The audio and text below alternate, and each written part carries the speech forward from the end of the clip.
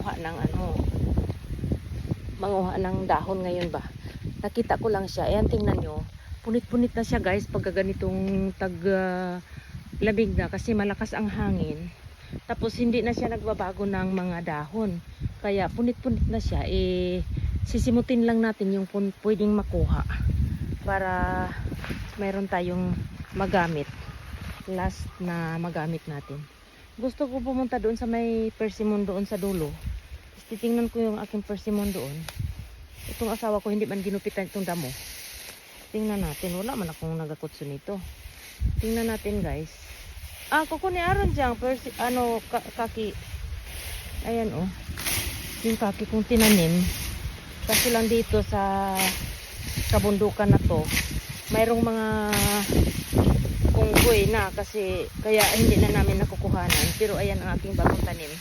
Last year ko yan tinanim na persimmon. Hindi man ginupitan ng asawa ko. Ayan, ito siya. Hindi pala siya namatay. Ayan siya.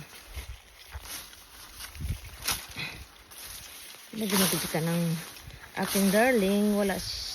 Ang dami niyang time pero hindi siya nagugupit. Kaya wala. Susumukin natin ang kabugangan. No? Ayan guys. Mo ikudo ko itakan Mo ipung karita diso. Karita na mo ipung mo? Ang ta karita tiyo to yo. Ipung mo ari yo. Huna na ya. Iso. Ipung ato. Te. Ipung kato. Karita. Iko neta ke. Honto da ne. Nai ne. Imaguro, hibi na yun Walang ahas pa ganito. Sumukin ko yung yung doon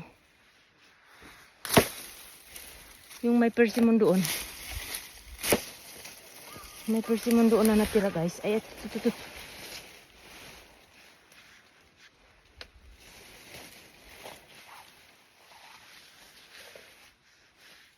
Ninang ka kukunin ka utan ka na. Inusisi ka na ni ka. Nakakatakot naman. Pero wala naman sigurong